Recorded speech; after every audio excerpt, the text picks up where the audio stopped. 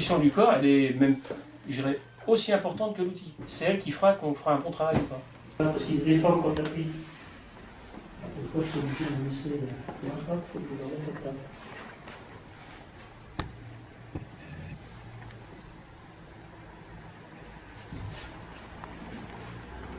Bien collé à la table. T'es contre la table. Toi, t'es appuyé contre la table, en fait. C'est toujours au plus près, quoi. Éviter que ce soit mon avant-bras qui travaille, que ce soit le corps qui emmène l'outil.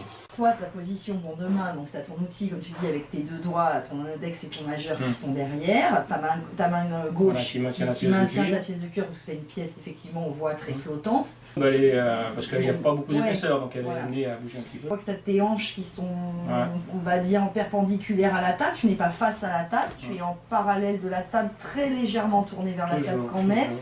Perpendiculaire à la table, on est toujours parallèle, et on essaye d'accompagner son travail. C'est ça.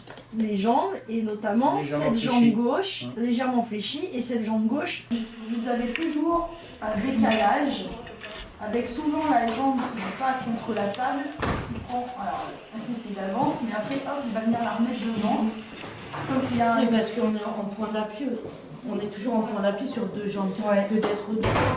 Je sais pas, je pense qu'on doit être moins à l'aise.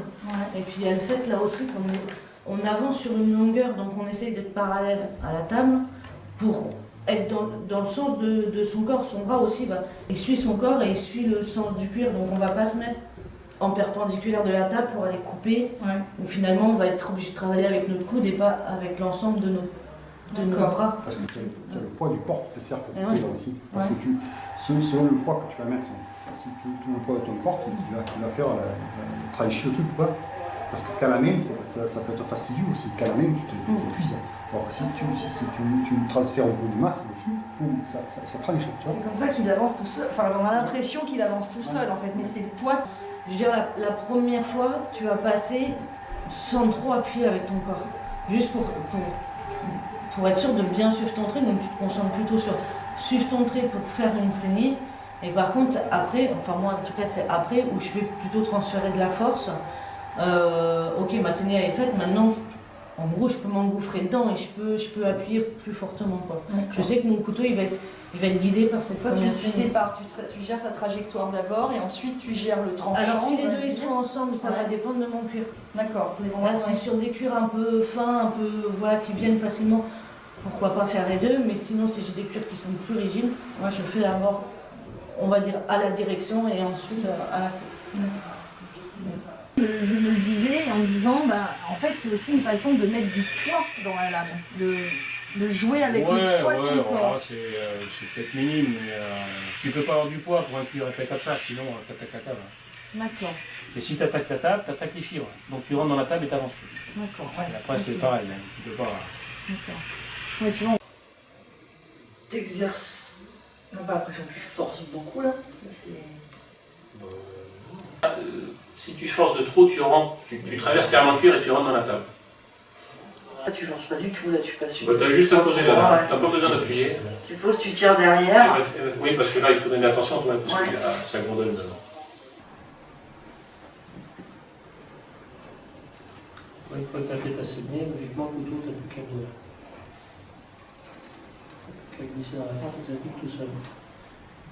On est parti au niveau du collet. Il y a moins de muscles qu'il en a.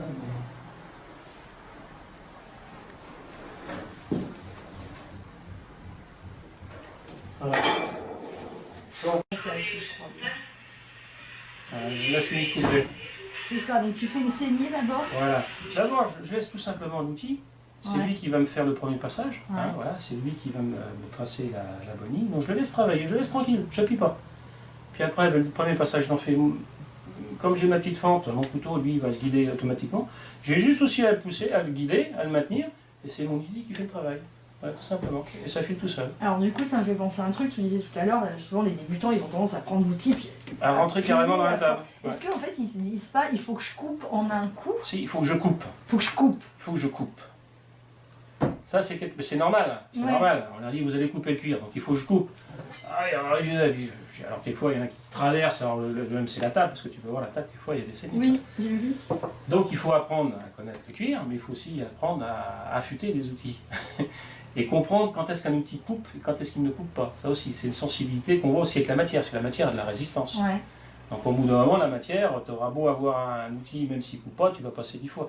Mais il faut que tu le sentes que ton outil ne coupe pas. Donc, ça, c'est entre la matière, l'outil, ta main, tout ça, c'est des choses qu'il faut que... On est dans une relation triangulaire. Oui, tout à fait. Hein. D'accord. Il y a la matière, la personne, il faut savoir ce que tu veux faire, ce que tu veux obtenir.